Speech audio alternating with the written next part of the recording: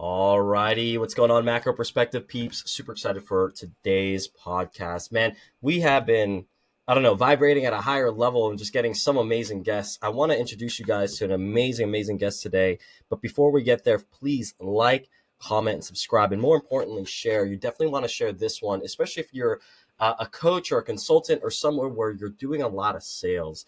The guests we have on today will definitely change it. And I know they did for me. Today we have Nick Ross on, and he's the director of sales with NCI. And I got to know Nick about almost 2 years now, a year and a half ago. And it was his conversation, really being on the 5-day builder with the NCI course back in February on a Facebook group, that made me actually convert and jump in, because in his 1 hour sales call, going over scripts, going over tone, going over how to ask questions, I was able to make more money in a week than I did the previous month, just because I took what he said and did it. So with that being said, I really appreciate the man in front of us today. Nick, would you mind just, introducing yourself and just what you've been up to, what you're excited about? And I'm just really appreciative of you being on the show today, man. Yeah, appreciate it. Thank you for the great introduction. As you said, my name is Nick Ross, sales director, sales coach, and Nutritional Coaching Institute. I've been in sales now, going on my 18th year. So since the day I graduated from college in Orlando, Florida, I moved to Hollywood, California immediately. So like a complete farm boy from Pennsylvania goes to college in Orlando. And then immediately after that goes to Hollywood, California, gets involved in the music industry. And ever since then, I've been on commission. I've never not been paid any other way besides commissions and bonuses from being in some kind of sales role, sales management, sales directing job. So my passions currently pursuing an IFBB pro card and men's physique bodybuilding. That's a dream now. I'm going to be 40 here in November. So I've been chasing this dream since I was an 8-year-old boy to become a professional athlete. And that window went out the door for me, so to speak, when I was about 16 and 17 of becoming a professional athlete. So here I am, nearly 40 years old, still chasing that. And then I like to just keep myself busy, because I understand when I have idle hands, it's usually when I get myself in trouble. And so I got a podcast. I love to create content and videography and research and photography. I love the subjects of neurolinguistics programming, influence, communication, persuasion. And I just have this like massive thirst and desire to acquire knowledge. Uh, all of that said, I don't say any of those things to impress you. I say all those to impress upon you, because only 7 years ago, at the age of 32, I was diagnosed with stage 2 cancer and was fighting for really a coin flip of life, 50-50 chance the doctors gave me. So I'm here now. My goal and my promise to God after chemo, after cancer, after surgery was to serve other human beings, as so many complete strangers, people that I thought hated me, people that I was in a fist fight in high school, like I had talked to in 20 years, like they came to help me and support me through the most difficult time in my life. And coming out of that, I just wanted to put myself in a service position where I could use my few gifts that God gave me to serve and impact others. And that's what I wake up and do every day. Man, well, where do we go from here? Is the $1 million question with that opening. I'm, if you don't mind me asking, what type was the cancer? Out of Yeah, curiosity. it's a very good question. I'm going to be honest. When I was diagnosed with it and people would ask me, I was also blown away by how many people, especially men, I was very concerned, didn't know when I tell them I had testicular cancer. People would ask me, what is testicular? And it's like, okay, let's back up a second. But stage 2 testicular cancer at the age of 32. And that real window for most people, 16 to 32 of a diagnosis. And like I was at the very tail end of it. Now, if you get in your 70s and 80s, you get real old. You can get it as well. But that real big window is 16 to 32. And I caught it right when a few months after turning 32 years old. Testicular cancer on the spectrums of cancer, highly curable. It's not like prostate cancer or brain cancer or some of these others that are highly undetectable and end up, with very low cure rates. But unfortunately, where my tumor attached itself was to my lymphatic system, drainage system to my organs, and then compounding that factor, the tumor itself, every cancer tumor is made up of multiple different types of cancer cells. And 2 out of the 3 cancer cells in the tumor were highly aggressive in just rare forms, which required me being for a better lack of a term, nuked with chemotherapy, 8 hours a day, 5 days a week, every other week for 2 months. I had the heaviest amount of chemotherapy that they can give a 32-year-old human being. And I was basically told, after you're done doing this, it's 50-50 chance it works. If it works, you're pretty much out of the clear. If it doesn't, you have like an 8% chance of survival. Whoa. Heavy. Yes. I've had multiple instances of cancer in my lineage and family, and it's crazy that with the amount of research that we do put into cancer, that there's still not, quote, a cure. Especially like you just mentioned, it being in the lymphatic system, which again, if something metastasizes in there, it's really scary, from my knowledge and understanding, which is still relatively rudimentary. And it's, yeah, my mom had stage 3 breast cancer. My mom's first cousin had like stage 4 ovarian, which, basically similar to you. She was given like less than 5% chance for the chemo and radiation and all that stuff to like work. Yeah, the odds, but she's still alive, to tell the tale. If you don't mind me asking this, like, how did you know? Was it just like a lab workup, or was it like something that you felt? Because again, men's health, or people don't check themselves regularly, apparently. Yeah. We're dealing with an area in men that we get very prideful about. I can tell you, from the age of 16 to 32, so that 16-year window, I went to college. I started partying when I was 16. I started smoking a pack of cigarettes a day when I was 16, drinking nearly every day. And that lifestyle lived on for 16 years, basically, because I worked in the music industry. I was single, bachelor, no kids. My company moved me to Vegas, Hollywood, all over the country. And I lived a rock and roll lifestyle. That's the truth. And so March 24th of 2016, I had this lump in my throat, and the lump wouldn't go away for about a week. And I'm like, man, I literally woke up that day and I said to myself, man, I think I got cancer in my throat. And that makes sense because you've been smoking a pack of Marlboro Reds for the last 16 years. At this point in my life, I didn't even have a general doctor, right? And so I had health insurance. I had great health insurance, but I'm an invincible guy, like we all think we are. So I'm 32. I'm like, something inside of me was calling and saying, go see a doctor. So I went to go see a general doctor. She says to me, Nick, the week prior, I got the flu. It was the first time I got the flu in my life. The week before that, I had 4 wisdom teeth surgically removed. So she says, Nick, this lump, you were sick. You just had 4 wisdom teeth removed. Here's some antibiotics. You'll be fine. I went home. I went to work that day. I went home, did like I always did, played Madden, probably drank some Jameson, stayed up till midnight, and I went and took a shower. Something still felt off. When I took that shower, I got out of the shower, dried myself off, and for whatever reason, man, just like a calling. It's the best thing that I can tell you. I was just listening to it, and I examined myself. And that's when I found on my testicle a lump going the opposite direction of the shape of a testicle. And man, that proverbial, your heart sinks into your stomach. It was like midnight. So I did the thing that you should never do, which is I went directly to WebMD, started researching it. It said, if you touch the lump and it does not hurt, it's most likely a tumor. Doesn't mean it's cancerous, but it's a tumor. Could be benign. If you do touch it and it hurts, it's something else, right? But it's not that. Well, I touched it didn't hurt. Needless to say, I didn't sleep that night. I called a urologist, a network of urologists, on a Friday morning, crying on the phone because everyone was booked out in Nashville at the morning, of course. And luckily, one young urologist foregoed his lunch, saw me. I drove 45 minutes to his office.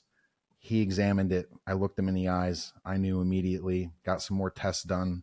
They said, hey, we got the images. We got the ultrasound. I had to get that done. But it's Friday. It's Friday afternoon. It's late Friday afternoon. So we'll contact you on Monday. And from the drive from that office to my shitty 1-bedroom apartment, I walked in the door. My cell phone rang, and Dr. Belsante said, Nick, you have cancer and you have surgery on Monday. And I know ethically now that they're not supposed to do that. They're not supposed to call you and tell you that. But I'm glad he did, because it just moved the process so much quicker. After it was all done, they biopsy it. They biopsy it after they remove it. They have to for testicular cancer. Then they find out what it really is. Then they find out what kind of chemo you have to do.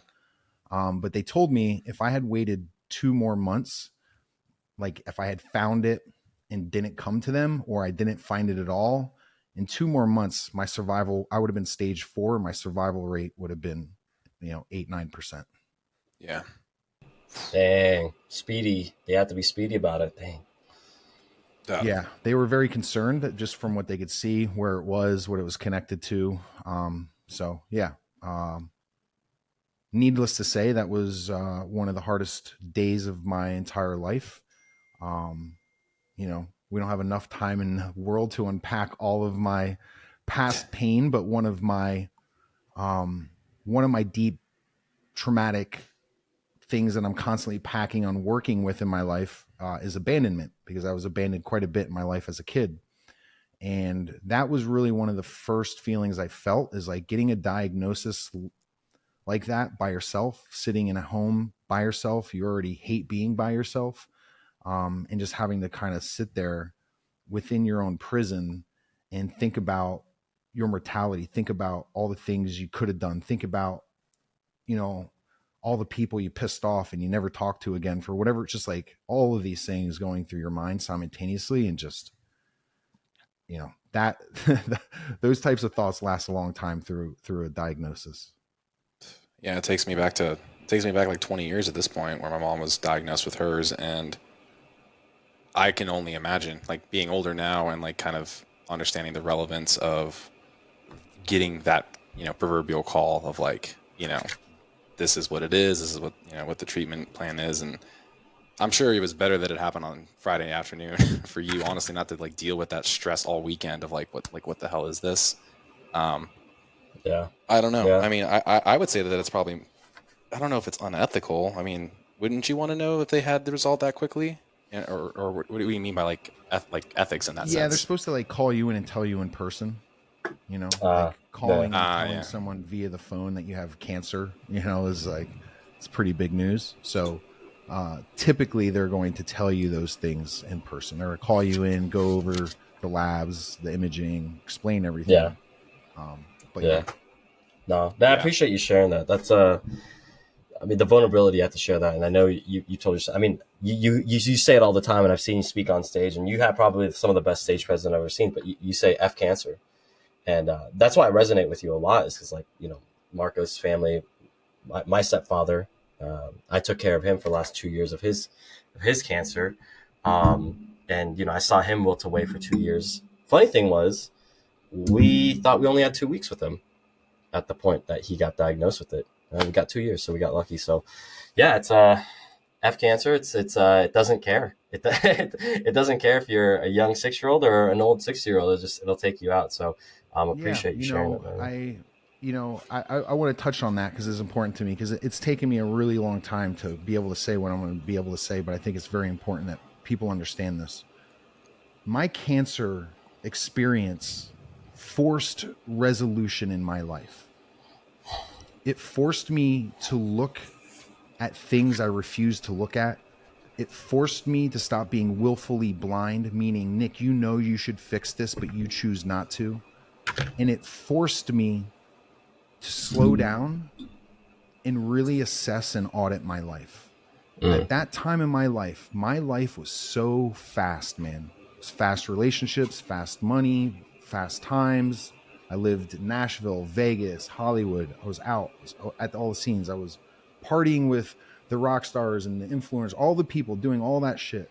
I was being highly hedonistic, meaning I was seeking pleasure over and over and over and over again. The only thing that was going to slow me down from me killing myself, living that lifestyle, was cancer. And I know that seems so juxtaposed, but I've never looked at cancer as happening to me. I've never been a victim of cancer. Since the moment I was diagnosed, cancer was going to be my victim. That was the only outcome. I never went problem framed. I never said, woe is me. I never said, I did say, why did this happen? And I knew why this happened. Immediately, I knew the answer of why this happened. Because of my choices. Yeah. Because of my choices. Yeah.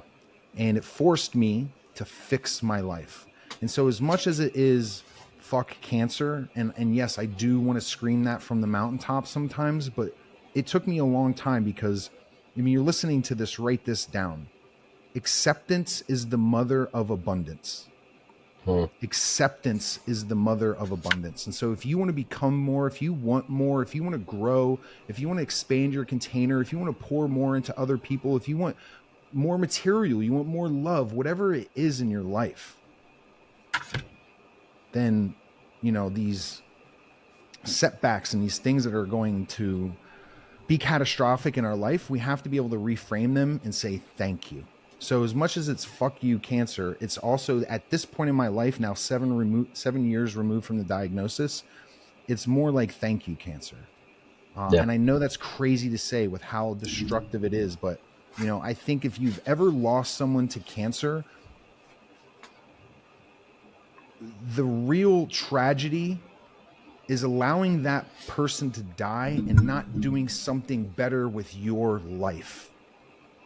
If you have someone that passed away from cancer, their legacy relies on you to be your best self. Yep. You have to learn from that person passing. If it was my mother or, God forbid, a child, nothing in this world kills me more than pediatric oncology and the child. It's devastating. I can't even watch a fucking St. Jude's commercial. It's that terrible to watch. But like, there's a great lesson in it if we choose to frame the experience properly, you know? Yeah. And that's really kind of my core message from my whole entire cancer experience now. Yeah. Yeah. Yeah. Live each day like it's your last, and live with intention, and pursue things that help you, I mean, practically establish your own legacy, right? Like, I feel like it has been that for us in these, with this experience of like podcasting, has been like, hey, like if all else fails, if something were to happen tomorrow, there's these, you know, however many hours we now have of like recordings, talking to other people, talking about experience that my kids could come back to someday, you know, as long as the internet doesn't blow up, right? And they're like, oh, it's kind of cool what dad was doing. What, did he even know what the hell he was doing, you know? And like, literally, that those moments that you're mentioning there is kind of like one of the main drivers of this. We had another guest, Pete, talk about that same thing, about like leaving his quote legacy behind through for his kids. Like, he's doing this journey, talking about mental health and mental awareness with his journey, you know, more as a reminder for what he's continuing to live for versus what he almost gave up. So, I mean, intentional. And again, I think a lot of people don't have anything they're doing with enough intention these days. And it's probably where the mental health issues are skyrocketing ever since COVID. And I'm sure you can attest to this. Like, how did your sales calls look for NCI pre and post COVID, right? I mean, I'm sure that you noticed, like, even how you're approaching like your linguistic programming, right? Your NLP, like the strategy you probably implemented kind of differed. The script may have changed a little bit. Yes or no? That would be my kind of question here. Yeah, I couldn't answer that question accurately because I wasn't around before COVID with NCI. Okay. I came in a little bit after, and I can tell you, you know, it definitely was. We were, as a lot of companies in our industry, an ecosystem, online marketing, online coaching, all of that space was a benefactor from a very tragic thing like COVID, just because everyone was home, no one could do anything, everyone had disposable income, everyone was getting free income from the government, and people wanted to acquire knowledge. We watched things like podcasts, YouTube, long format content, all that stuff explode while everyone was locked down and at home.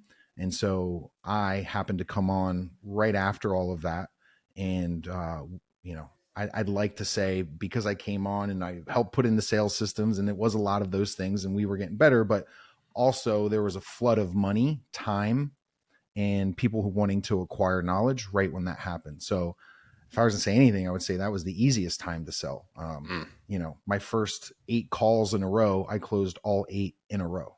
My first 8 ever when I started. So, and I know I'm great at sales, but I know I'm not that great.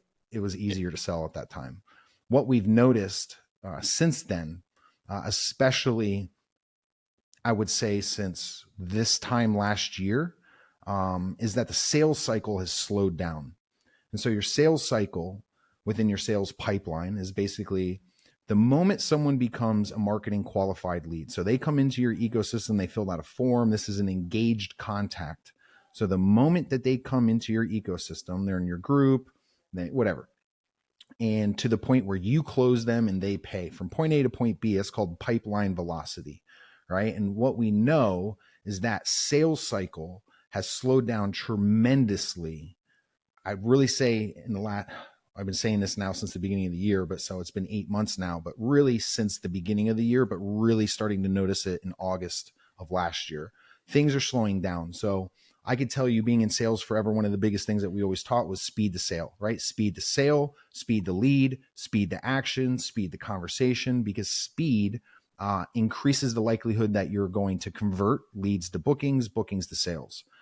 Now, the mantra that I teach within our ecosystem to our highest paying clients and the boardroom, which is kind of like our inner circle, or our coaching mastery program, is speed to trust.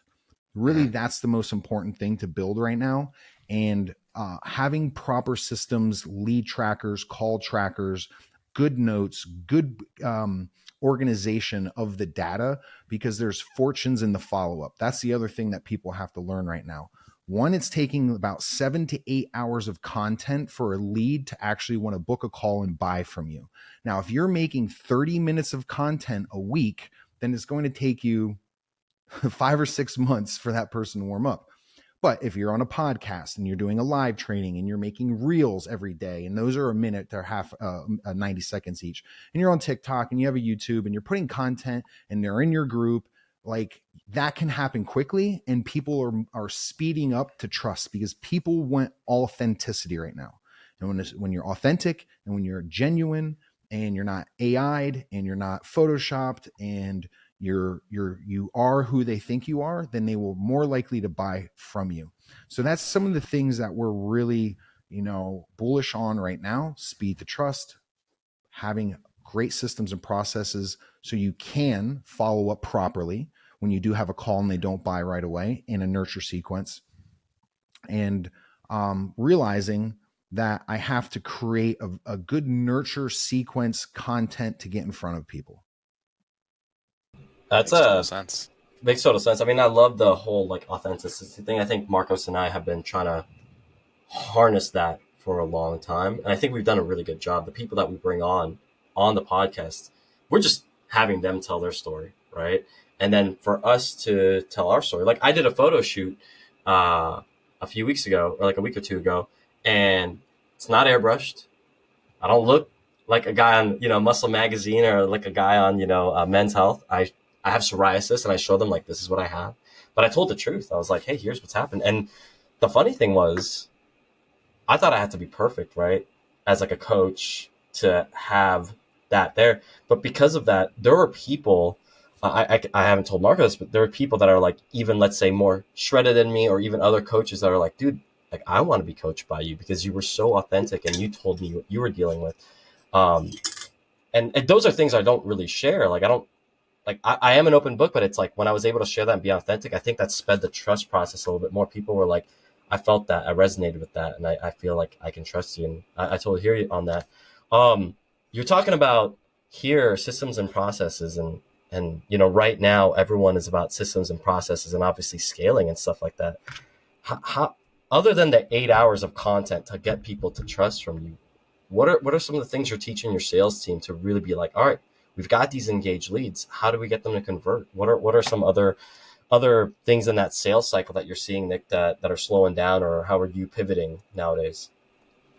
Yeah. So a lot of people think the sales cycle is just what happens on the phone call. There's so much that happens. Like, there's 2 different journeys that you're thinking about when you're an entrepreneur or running an online business. You're in the online digital marketing world.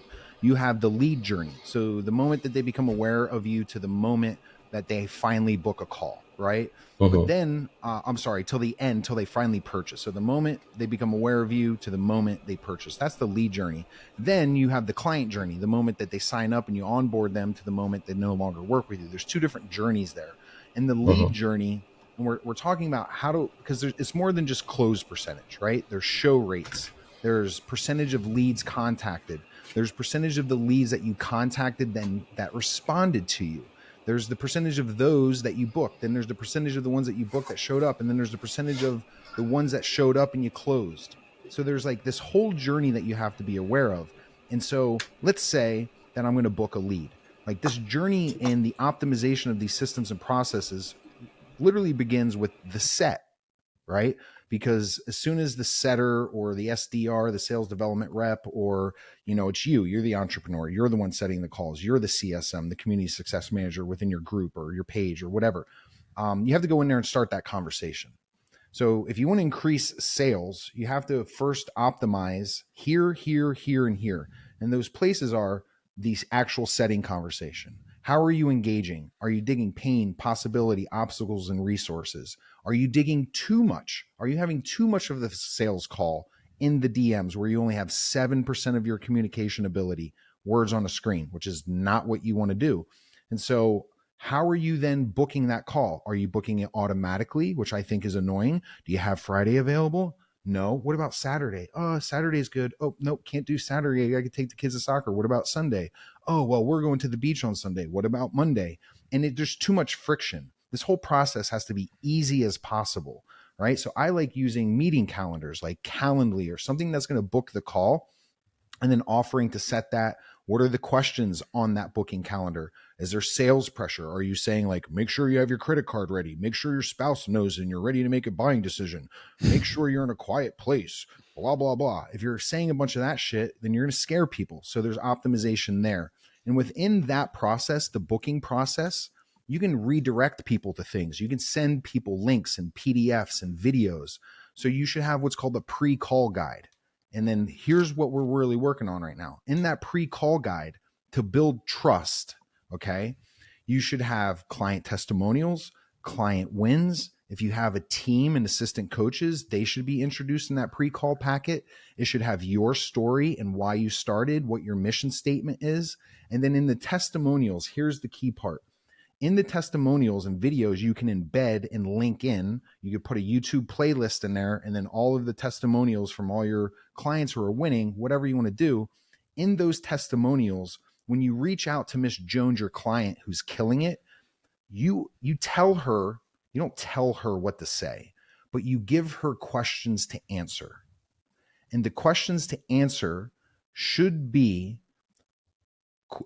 the answer she should be giving should be reframing objections and false beliefs that your ideal client has.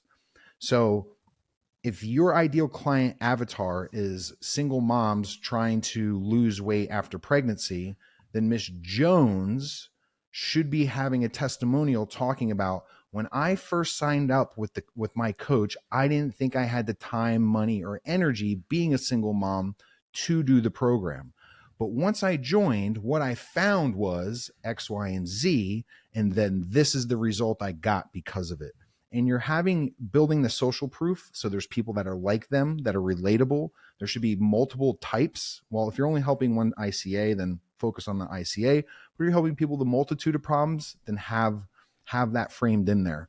And so so many people focus on the call, but I'm saying what's happening before the call can actually build so much value that when the person gets on, they're damn near ready to buy. And it's not such a mental jujitsu fight back and forth, this dance to try to, force someone to buy something. Ooh, there's a lot to a sales process, is what you're saying. No, but it's That's like just booking the call. Oh, I know. Well, Yeah. yeah, it's like that. Like you're basically starting to kind of get in the head, like parasocially, right? Like you're kind of getting them even warmer than they already were to get the call. Like you just said, there was 8 hours of like prerequisite stuff that's going on, and then there's just more about like what to kind of expect and the success, so that people are like not going to be reserved when you actually do, again, be your authentic self on the sales call. again, assuming that you're the entrepreneur and sales CSM, like you said. The thing I find interesting though is like the lift and the legwork to make all that happen.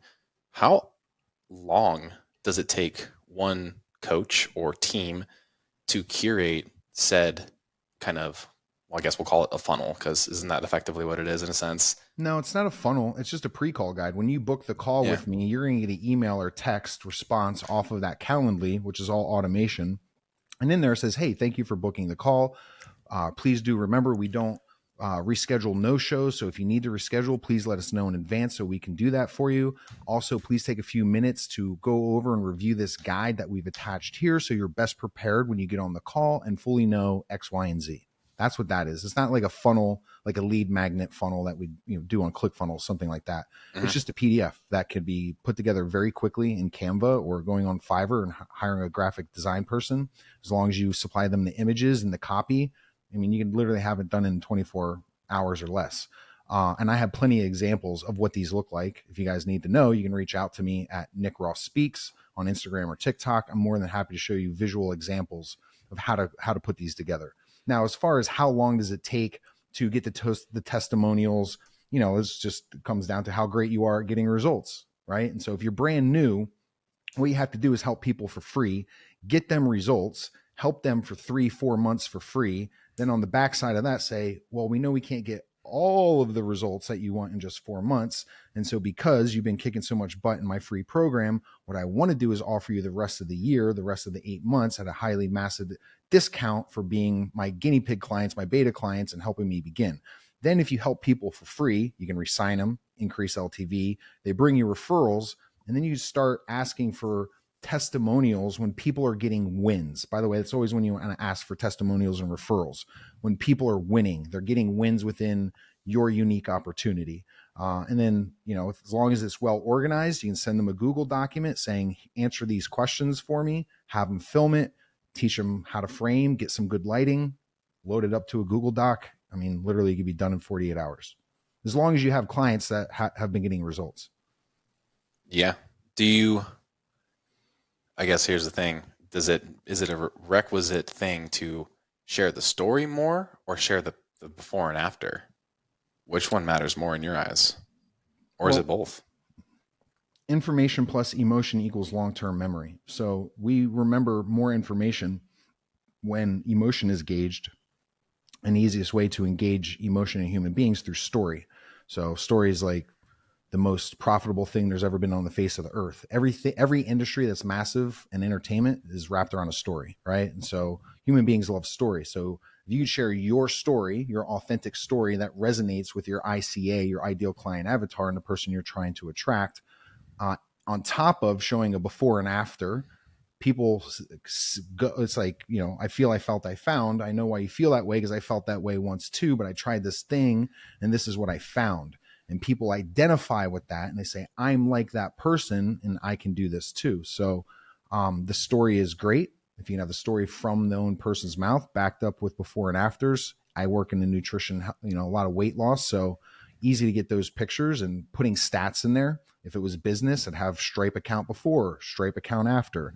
If it was weight loss and nutrition, I'd not only just have pictures, I'd have the numbers, the inches lost, all of that kind of quantifiable data as well to back up not just the picture, but give you more data.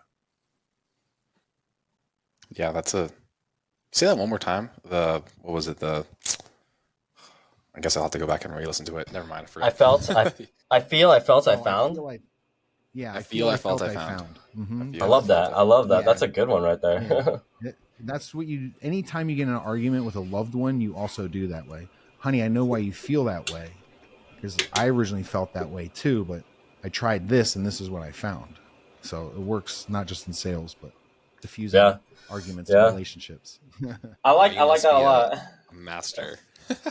His girlfriend's always happy, or his wife is always happy. No, I've been trying that. How I get to go to, like, my girlfriend doesn't really like going to Chewy's. I don't know if you guys know what Chewy's is. I love Chewy's, man. Yeah, I'm in LA, so. Yeah, the founder just died recently, unfortunately. But I love going to Chewy's. I think it's the best Tex-Mex ever. I live in Nashville. There's a few locations. My girlfriend, she doesn't like it very much. So, She knows this now, so it doesn't work so well because I've talked about it before. But if I would say, Sarah, do you want to go to Chewy's? She's going to say, no, I don't want to go to Chewy's. So I know she's going to say no. I know that. So I'm going to give her the response that she wants. So I'm going to say, Sarah, are you opposed to going to Chewy's tonight? And she'll go, no, I'm not opposed to it. And I say, great, let's go. Okay. So there's a difference. That's exactly how you ask for a sale. Miss Jones, would you be opposed to getting signed up today? Miss Jones, would you be against getting signed up today? We talk about the possible next steps. So same thing. The client wants to say no. I don't want to sign up, so let them say no. But it's just in a different way. Yeah, no, that's so that's one thing I learned from you. Like, would you be opposed to this? And I love the tonality there. Talking about the pre-call. Let's talk about the call. I think that's where you help me a lot, Nick, and I think that's where you help a lot of guys. I mean, I see it all the time in the testimonials. They're like, "Yo, shout out to Nick. Just killed it on this call. Did a high ticket sale, collected cash," and they'll show the cash, how much they made, upwards of thousands of dollars. And I'm like, "Dang, Nick!" And that was like on an hour call with them, or even in a group call in a group setting. Yeah, what are those some, I would just like to say, maybe Jedi mind tricks, quote unquote, that you do in like a sales call now that you've got this person on. Like you said, they're warm, they're engaged. You've done the pre-call stuff, you know? Yeah, we want to avoid the Jedi mind tricks because as soon as we get into that, we're consciously competent, which is not where you want to be. You want to be in unconscious competence. You want to be in unconscious competence, meaning I don't have to think about it. I'm just reacting. If I have to start getting into mental jujitsu, I have to start thinking about what I'm going to say, which automatically detaches me from the lead and the prospect. Okay. So like my tips, here's the tips that I give. Here's the 3 greatest skill sets that you have to be a master in sales. And here's the deal, guys. Sales is the hardest job that there is. I'm not saying manual labor. There's much more worse backbreaking manual labor jobs than sales.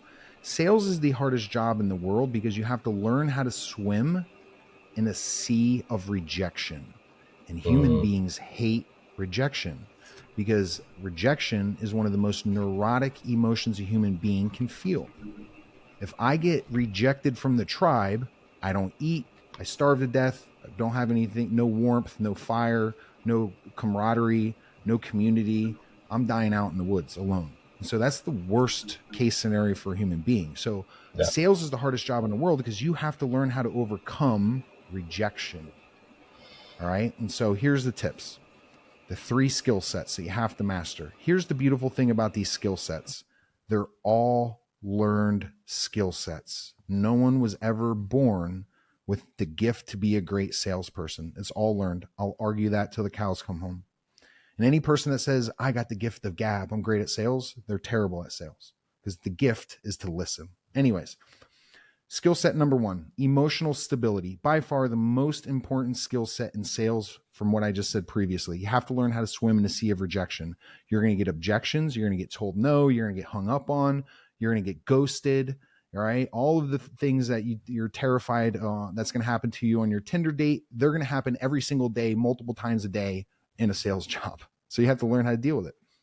Number 2 is you have to be assertive. What I find is this, especially in the younger generation, I'm going to point out, I'm a millennial, but Gen Z especially. And I'm going to call you out too. Moms, you're terrible at this. You're people pleasers. You guys love to people please. Okay? And when you're a people pleaser, you do not know how to negotiate for what you want. If you don't know how to negotiate for what you want in sales, good fucking luck. So you have to be assertive, and not assertive like being a pushy dick, but being a leader, a thought provoker. Okay, Miss Jones, if you don't mind, I'm going to put on my coach's hat here for a second. When you said lack of support, how did you mean? All right. So, Miss Jones, if you don't mind, I'm going to push back there just a second. When you said you tried everything, did you really? Okay. So we have to be assertive with people. And lastly, and again, learned skill set You got to learn how to turn it on and off like a switch, okay? Which is extroversion. You cannot be a wet piece of cardboard and be great at sales. You cannot be monotone Joe talking about solar panels and features, advantages, and benefits of it. No one wants to buy from you. So, like, I'm naturally an introvert, all right? I work from home with no one in this house. I go to the gym, no one talks to me. When I go to the grocery store, I'm in and out real quick. I'd rather not deal a lot with the public, but I know how to turn on extroversion. So, emotional stability, assertiveness, and being extroverted, all learned skill sets. By the way, if you master these skill sets, you will be able to make as much money as you want. Agreed. It's funny you mentioned all that. Find that I'm kind of like you in a sense. There's this level of introversion that happens given the scope of the jobs that I have, but the extroversion, the learning, like I guess it's like you said, the grit, the emotion, those things, and kind of like being a better listener, kind of all things that have been developed here, where you actually have to like really process what people are saying, and then actually then be like, let me go apply like one or two of those things um, immediately, and not trying to. I'm not a pushy salesperson by any means, but as people come in, it's like I know I need to learn how to become better at that. And I actually had another friend mention who also was in sales, like, you're technically doing sales every time you're on a phone call. And I like reframed me a little bit. I was like, what do you mean? He's like, well, technically you give your clients the ability to cancel at moment's notice. So you're constantly reselling them on the process every iteration call you have. Mm-hmm. I was like, damn, you're right. I am actually decent at sales, because if I can keep people around for, whatever that LTV is, then that means I don't have to go out and like approach new people, because those people are getting results. They're happy and they're finding more value in this approach than anything they've ever done. Which I found like a really interesting spin on that. But now it's like, oh, how do you learn to talk to new people? You got to throw yourself out there a little bit more and just be willing to listen. Hey, how you doing? And then, God, I swear, sometimes as you become more approachable, people just unload their emotions on you, Mm-hmm. and it's like, Yeah. yeah. The real skill set that if you get really good at it, I think it also unlocks a lot of doors of opportunity. It's called spontaneous conversation. Yep. If you become really good at spontaneous conversation, you'll always know what to say. And so think about this. This actually happened to me the other day. This example. So I'll use this example. It was my girlfriend's birthday. So we live in Nashville. I took her downtown. If you've ever been to Nashville, you know it's a zoo. There's tens of thousands of people everywhere. I'm 6'1", 255 pounds, dressed up pretty big, or pretty nice. We're going out, we're celebrating. And the first security guard that checked my ID, he looks at my ID, he looks at me, he goes, "You're not 6'1". I said, "What?" I said, "I've been 6'1" my whole life." And he starts being a hater. He just starts like, I wasn't expecting this at all. I'm always getting in a confrontation with this security guard that's talking shit, hitting on me. Mind you, he's a security guard. And so spontaneous conversation, I froze up. I really didn't know what to say to the guy. But of course, as soon as I walked away and I became more emotionally stable, all these great ideas came into my head of what I should have said to this punk. All right. So spontaneous conversation, what happens is on sales, someone says something that you're not ready for them to say, like in my example, or you get an objection you never heard before. Remember, on sales, we're dealing with human emotion and human behavior. Who knows what the hell is going to happen? And so we freeze up like deer in the headlights. Like in the situation, fight or flight kicked in for me because I was almost ready to beat this guy's ass. And I didn't know what to say because I had such an emotional load. As soon as I was able to calm down, I knew what to say. So you have to get good at practicing spontaneous conversation. People say all the time, and I think there's like polls on this. One of the biggest fears for human beings is public speaking. But it's not actually public speaking. The biggest fear is spontaneous conversation, because public speaking means I have a presentation, I know the topic I'm talking about, I have a PowerPoint presentation, and I practiced. That's not what you fear. You fear getting called out and not knowing what to say. And if you can get that synapse to fire, and it's through practice, especially with scripts, reading out loud, role playing, you get good at that, you get the synapse to fire, and you know immediately what to say, and it doesn't seem forced. It's so funny, Nick, that you're mentioning that. Like, like the mastering a couple of these skills, it's literally like us pressuring one another to like build those exact things, Yeah. those those like quote unwanted conversations or spontaneous ones. My little anecdotal story is I got stuck in a layover for 2 days in St. Louis, and I had to basically fend for myself. There was no hotels available because it was the Yankees playing the Cardinals Oh, during that weekend. So I'm like, I'm stuck, but I've made spontaneous conversation with everybody around me in that line that we were just waiting to deal with the receptionist or like the gate agent essentially, right, for Southwest. Talked to 5, 6 different people, spurred up conversations, and one of the couples that was headed to Vegas was, we just really hit it off, and they offered to give me a ride, all from that spontaneous conversation.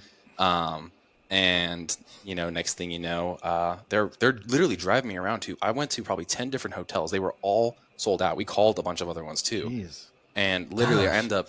I end up 30 minutes east in a little town in Illinois, um, and finally found something, and it was a Candlewood Suites, and it was actually really nice, surprisingly. So I had like my own kitchen and shit. I was like, okay, like not the worst thing that could happen. And sure enough, it was like, wow, like that would not have ever happened if I wasn't practicing just speaking to people on the plane. Hmm. Oh, what do you do? How does it, and just trying to get to know them. I've had more of those conversations, interactions that used to be a little more uncomfortable, but now it's just like kind of approaching people or, being courteous or doing something that's again like a little bit more exceptional than the average person. Hey, do you want help with your bag? A guy was walking around with a chessboard on one of the flights. And he's like, hey, does anybody want to play? I was like, yeah, I'll play you in some chess. It's just like, volunteering for more shit opens you up to like exposure. And Yeah. Hmm. it's been so fun to like practice those things. Because like we Yeah. just said, like that, what the objections or new obstacles that you'll have to tackle maybe on a sales call, you're more prepared because you can kind of think on the fly versus that public speaking arrangement type of thing. And we Correct. all Yeah. know that those arrangements definitely don't go as planned either. You make audibles, your material well enough to do that, but yeah, you're definitely a little bit apprehensive, or that adrenaline kicks in. It's like I live for those moments now. It's Yeah, like I agree. what's gonna happen? It sucks. You have Yeah. to like you get that sympathetic response. You're like, oh, yo, I need to calm the fuck down real quick and like just take a deep breath, do some Wim Hof or something real quick, and No, then I get love back to that. it. Yeah. But yeah, yeah, I, bet, it's I been like that a lot. Like the spontaneous conversation is such a big thing for me too, Nick. Like I think the biggest thing I've done is see this guy right here. Just get away from that a little bit more, right? Being on the plane, it's so easy to be like, no, I'm gonna put the headphones in. This is my time to be me. It's like, man, I've had so many conversations on the plane. One of the easiest thing is my ears. I got cauliflower ears, so like it's easy for guys like, what is that? It's like, oh, well, I wrestled in college, I do jiu-jitsu, and then it's like, oh, I do it too, and it's like it's such a great like. I've made so many friendships and people on Instagram, like, or I get their Instagram, I get their social media handles just because you can just be spontaneous. And that, I think what we're trying to get there too is like the intentionality, right, Nick? Like just being intentional in the moment, being present. Because I think one of those things is like you can have the scripts, you can have that seminar, you're talking on stage, and it's like something goes off, and it's like if you're not prepared for that, it's like man, you do have that that sympathetic response. It's like you just got to get going more. But no, I appreciate you bringing that up. I think more people need to have spontaneous conversations. Yeah, I mean, you'll learn a lot. I think one of the easiest places that I practice all the time is in Ubers. I take Ubers and Lyfts quite a bit, so yep. the things you can find out about an Uber driver and why they're doing it and their motivational drivers for it. Like I can go through a whole sales script and I'm not even selling the person anything. I'm just talking to them, Yeah, listening, labeling what I hear. It sounds like, it feels like, and they're like, yeah, you're right. And then they tell me more information. And that's how you make connections to people. Like if you can get really good at having conversations with strangers and getting into their motivations of why they're doing something, that automatically creates a connection yeah, right off the bat. Right off the bat. I the gym I go to is surrounded by like three or four high schools, right? So like a couple public and a couple private. And so, you get there at a certain time of day, it's just nothing but high school kids with like broccoli hair, like the hair scooping out like this. and they got The the meme. pajama pants or whatever, the Crocs. And Crocs. Don't forget the The Crocs. Crocs, or lifting with no socks or no shoes on. Um, but they're there, and I'm proud of them because they're there. Because I don't think when I was in high school, no one from my high school was running to the gym, and this gym is packed with high school kids. So for that, I am proud of them. And it seems like there's a bigger health focus on the younger generation than, the previous. So that's all cool. But I run into young kids all the time, and, I'm chasing IFBB pro card. So, I stand out within a gym and they come up and ask me questions. I love to help them. But even there in those situations, I always get into their emotional drivers of like, yeah, but why are you at the gym? Oh, because I play football. But why is it important that you come and develop muscle? Oh, because, I want to keep a promise I made to my parents to get into University of Tennessee and play for them. Right now, we get into something that is a real connection, right? And that conversation can go anywhere. And also, it's like how you start to remember how to learn people's names and identify all kinds of cool things and doors and opportunities open up from that. Yeah. Man, yeah. And I'm gonna envision 255, 6'1", unit. Nick is an absolute unit. Listen, right now I'm in a cut, so I'm losing. But Well, I saw Nick run when we were in Scottsdale for the last coaching con. He had to run, like Jason was like, I need something like a mic or something, and I saw him run, and I was like, yo, don't get in that guy's way. don't get in that guy's way. You're gonna get bulldozed. So yeah. Did you play like any sports growing up as well? Yeah, I grew up in a horse farm my whole life. So 75-acre horse farm with at the max like 25 horses. So I worked from 6 years old on a farm my whole life. So just natural farm strength, excelled in sports, football and ice hockey. Always wanted to go pro, play D1 college.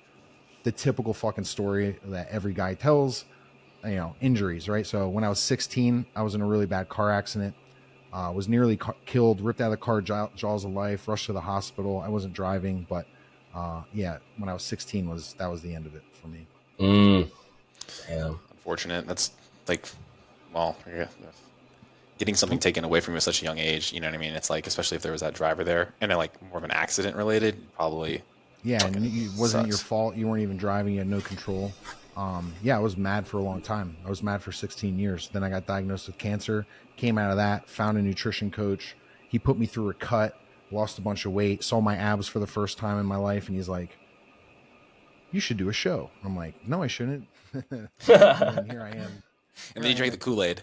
4.5 years later, still trying to go pro 32 years later from a kid. And we're close. We're really close. So, I've been seeing your photos. We'll make it happen. I've been seeing your photos. They look great, man. You're looking good. I mean, you put on a lot of mass and then you do the cut. So you're in a cut right now, huh? Yeah, I blew my reverse after my show of Junior Nationals of last year. So that really blew any chance of me competing this year. Kind of a gift and a curse because I got to not go through a prep and spend that extra 6 months putting on size, working on shape, working on symmetry. So now I'm cutting the butter off. I'm reverse dieting into my prep. My prep starts January 1st. So I'll spend October, November, December reversing into the prep. I don't want to start my prep fat. We're going to start it pretty lean, so I don't have to cut all the way through prep. I can go in more full come peak week. Yeah, last time that makes sense. Like all the way down to the end, I just was too flat. Ended up too flat. That sounds, yeah. I mean, I don't know anything about like being on the stage, but I worked with a lot of combat athletes and like, being a wrestler, jiu-jitsu guy.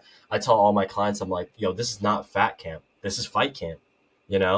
Like if we have to spend 12 weeks having a fight, your weight and you coming in here and you didn't do a good job post weigh-in because you don't have no lifestyle discipline. Like I've seen that before where like, they do their fight, like they have one tournament, they do 5 matches and they go blow off, go ice cream, go crazy. I've done that, right? I've done that as a wrestler. Like every week I'm always cutting weight and it's like, yo, we gotta put a pin in this and you gotta stop this. Cause if you're coming for me, 12 weeks is not enough to lose weight, then compete, put all these skills in there and then also show up 2 weeks peak week and then lose the weight, water weight.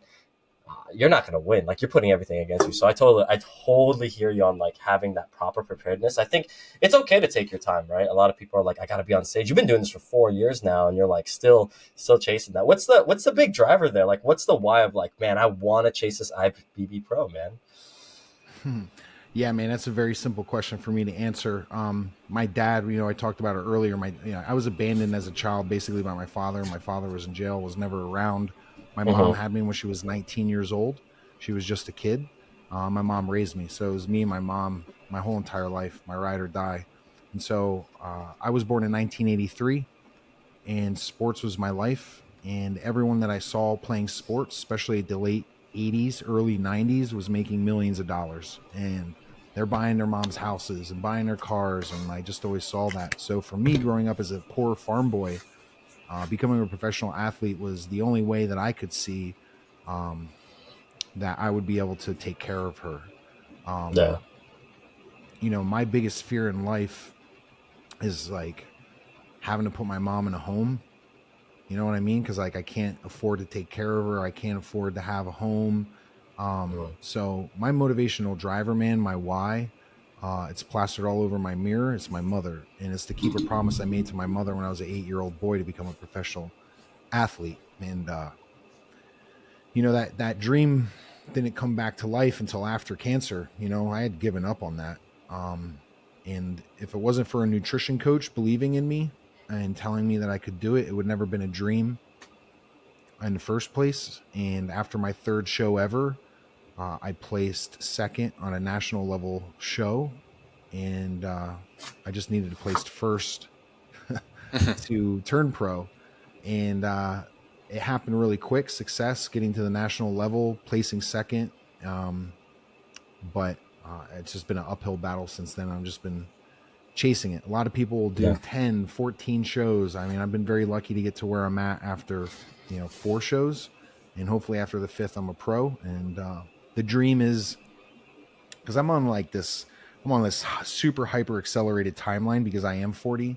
You don't know much about bodybuilding, but I'm not trying to turn pro in masters. I'm trying to turn pro with all the young kids. And like, it's a Mm-hmm. race versus time and skin. As you get Yeah. older, the skin does not play to your advantage in bodybuilding and just Yeah. hanging out and trying to turn pro and compete at that level.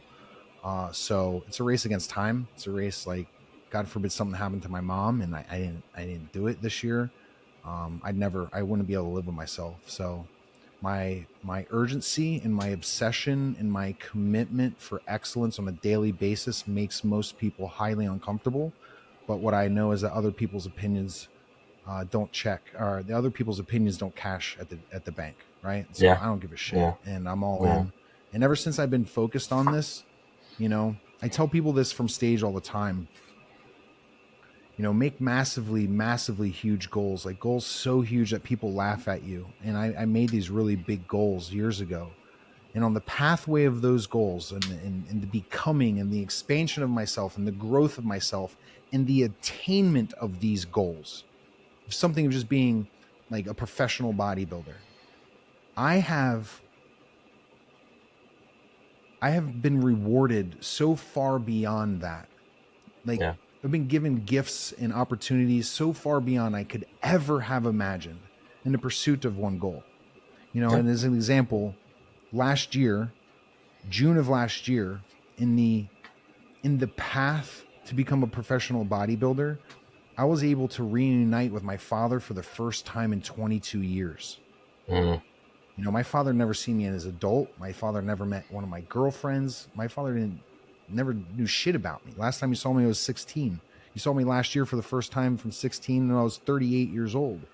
And he came to my show. He came to watch me. And that's what I'm saying. Like, you make these big goals and like you will get there if you work hard enough, but you're not only going to get that, you're going to get something so much far greater. I could have turned pro that day. It wouldn't have mattered because I reunited my fucking family. Yeah. That Yeah. was the big win. Like, that's one of the most massive wins in my life. And so, Yeah. like, have these ridiculously huge goals, work as long and as hard as you can to get there, and just see what happens. Just Yeah. see. Just see what happens. You'll Yeah. probably be pretty astonished. Man, I'm getting chills, man. The fact that you share that, like, Yeah. we have that in common, Nick, is that this is for my mom. My mom was a single mom of 4 boys. Father wasn't around, so I don't really know the guy like you, like what like you had. Um, I'm 29 now, but I keep telling Marcos 33. My brother has a 6-figure job in our coaching business. My mom will be retired when I'm 35, and she will have the home and that community home that I'm thinking about with me and my wife, me and my kids, and like I'm gonna provide that for her. So thank you for sharing that, man. Yeah, man. Fucking mom deserves it. Moms fucking deserve it. Moms It out there, would, man. yeah, I don't care what yeah. your job is. There's no harder fucking job than a mom. It would be a fucking slap to my mom's face if I didn't do that, because not only did she take care of 4 fucking boys that were rambunctious as hell, especially me. I was always getting hurt in sports, like you got in an accident. I was always getting hurt. She's always in the fucking ER with me. And then the fact that she had to work sometimes 2, but 3 jobs just to keep a roof over her house while there were other men, and nothing against my stepfather. He did pass away, but I love my stepfather, but like at a time that like we needed him, he really wasn't there due to some other things. And it was that concept that I was like, man, it'd be a fucking slap to my mom. So to be spitting in her freaking face to not take myself to my absolute best. And I do this every day. And it's so easy to show up, right, Nick? It's so easy to just focus in on this because I'm like, I'm just doing it for her and I'm doing it for the family. I'm doing it for everything big. And I just know where I'm going. So I appreciate you sharing that. I appreciate you bringing that out of the people here today, man. Yeah, one of the presuppositions I live by on my podcast, Circle the W, we have 6 core tenets, and it's a presupposition, but it's also a core tenet of my life, which is your lack of your best hurts everyone that you love. And a lot of people don't like to fucking hear that, especially parents. And it's true.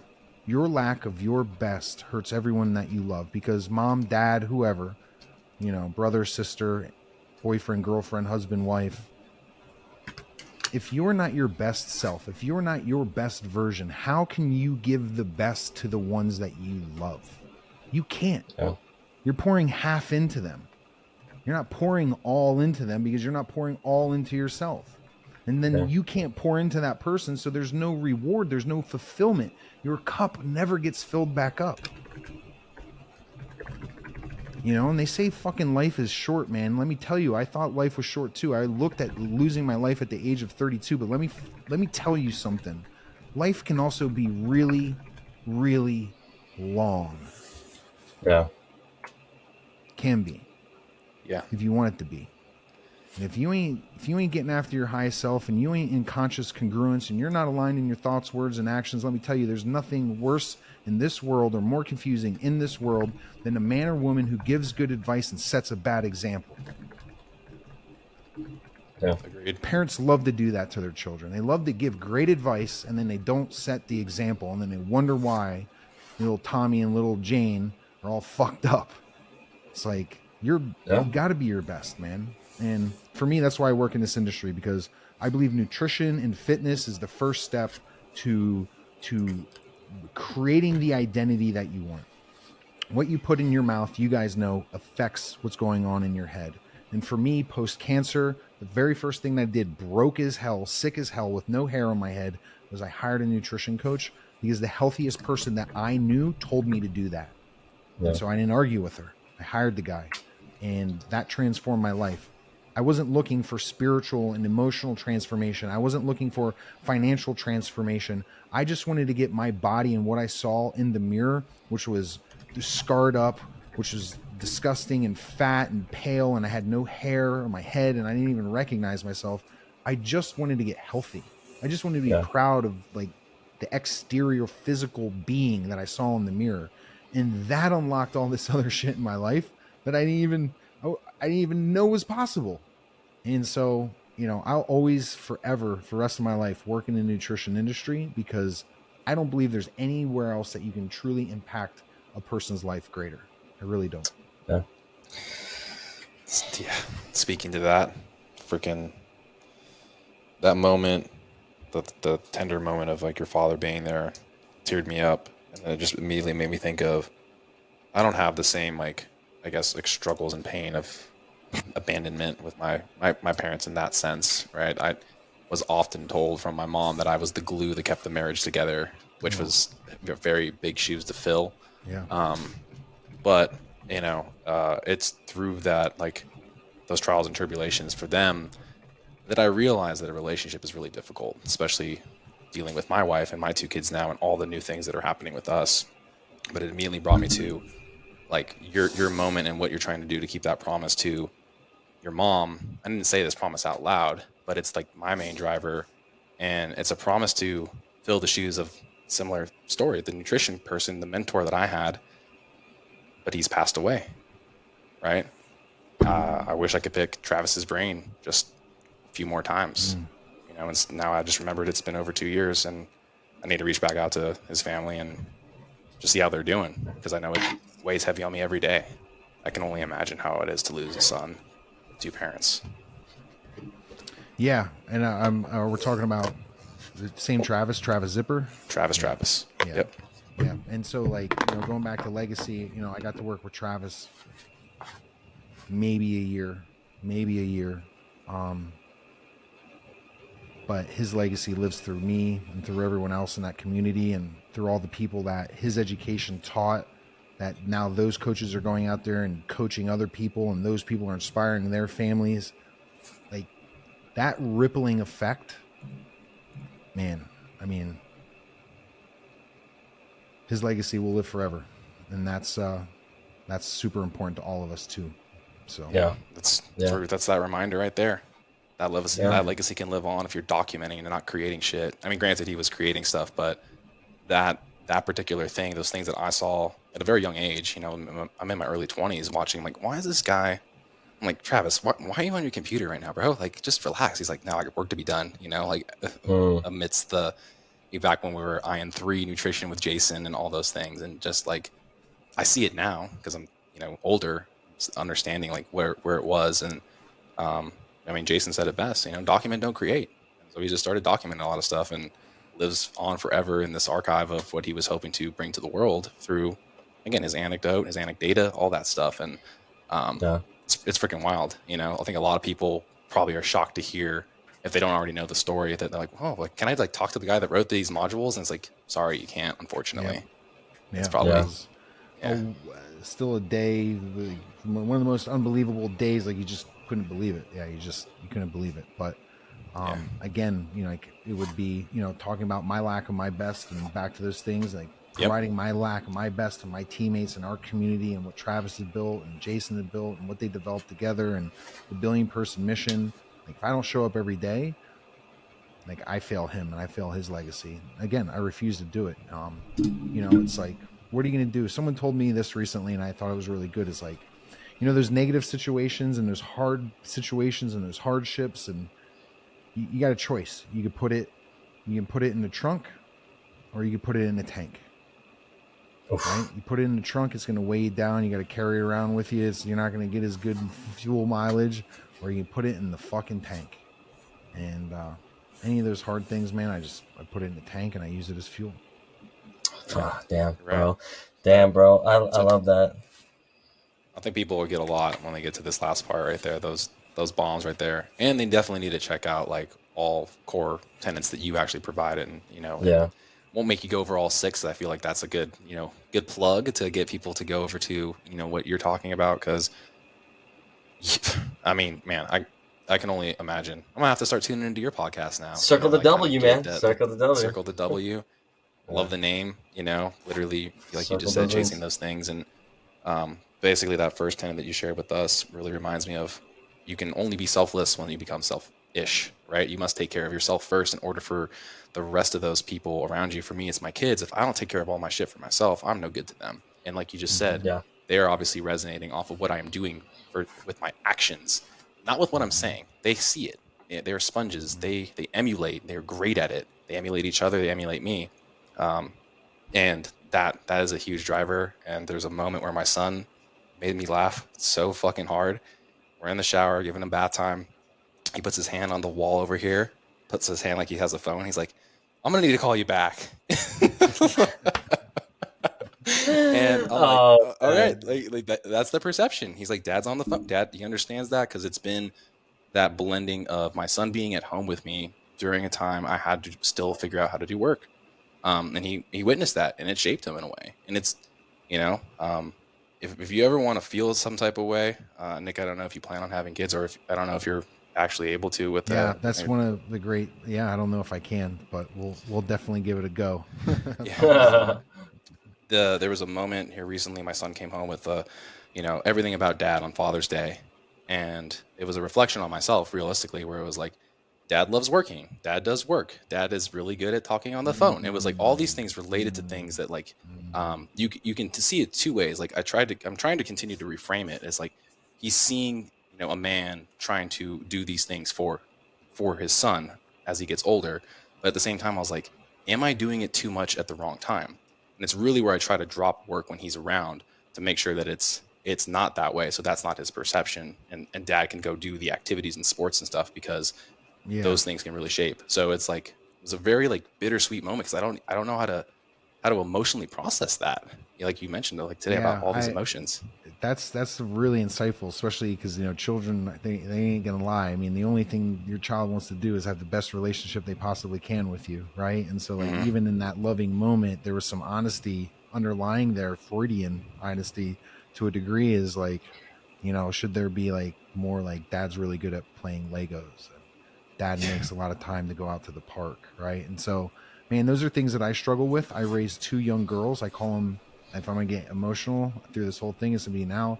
I raised those two girls as my own. Unfortunately, their fathers haven't shown up in their life. My girlfriend and I have been together for 4 years. I've been with them since they were 2 and 4. And I've always had this insane desire to have a son, the whole legacy thing. And I was blessed with two girls that have softened all my edges in ways that I never even thought. And I love them tremendously.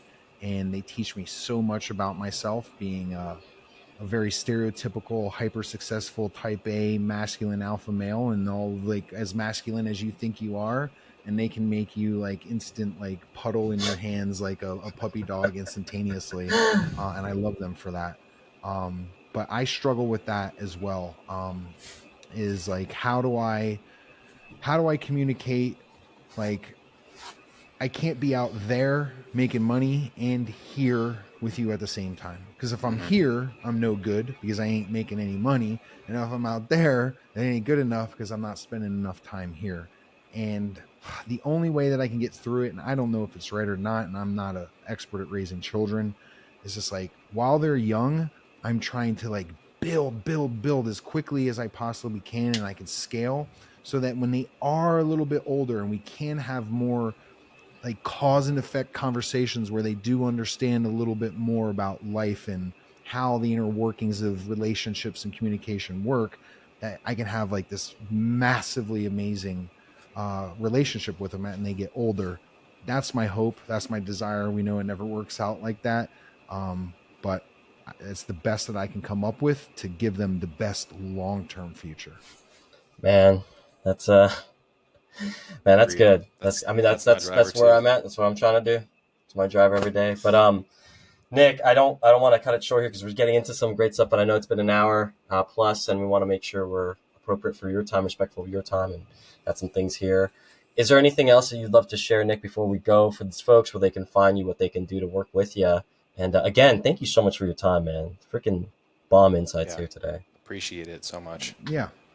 I just want to put this out there that anyone that might be struggling with anything in life, it could be creating a new opportunity, getting into a new school, getting the kids into a new college, getting married, getting a promotion, leaving a job, and creating your own business, addictions, like whatever the hell you're going through, and you're unhappy with your current state of life.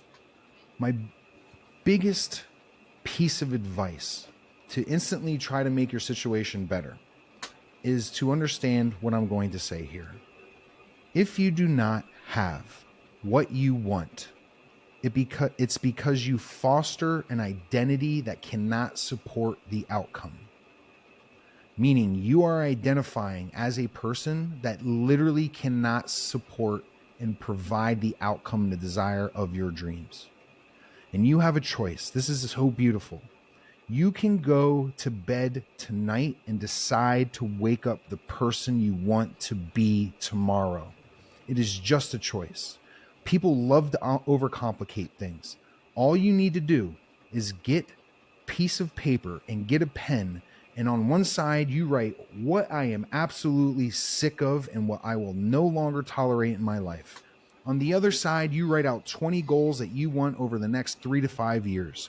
You take those 20 goals, you narrow them down to the 5 most important goals, the 5 things that you want, and they cannot be subjective. They cannot be, I want to lose weight.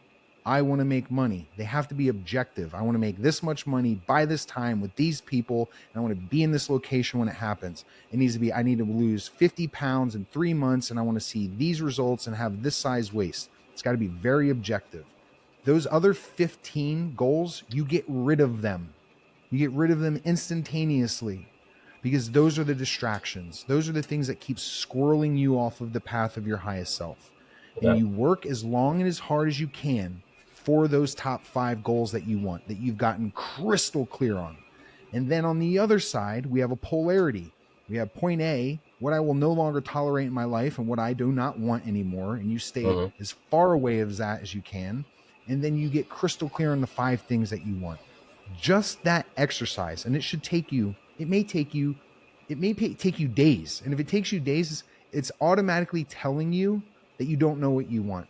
And if you don't know what you want, that's your number one problem. And it's why you keep supporting an identity that cannot provide the outcomes that you want in your life.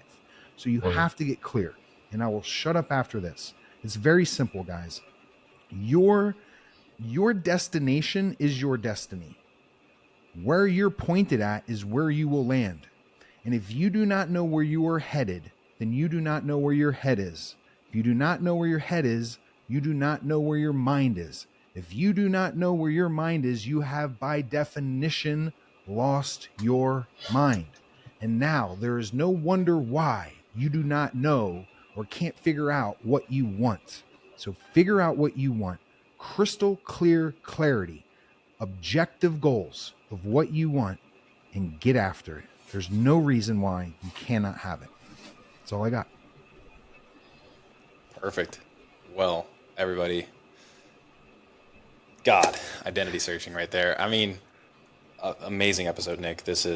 You're obviously a master of your craft, and the public speaking and all the stuff that you do. People, there's no wonder why they pay top dollar to see you live. This is just to be real. We appreciate your time, man. This was amazing, super insightful with, your story into developing systems, into everything else that goes even deeper and helping people, again, kind of find that mission. And I'm going to go back to that part. I actually marked it for us so I can write that down with the goals and also like that direction of the headspace. So many things that are aspirational. And I hope to be at a level like you. And again, like you mentioned, scaling very quickly. So with that, everybody, thank you again for listening. We'll have all the things linked in the show notes, directing you over to Nick's podcast, as well as everything else that he is working on. And until next time, Macro Perspective is out.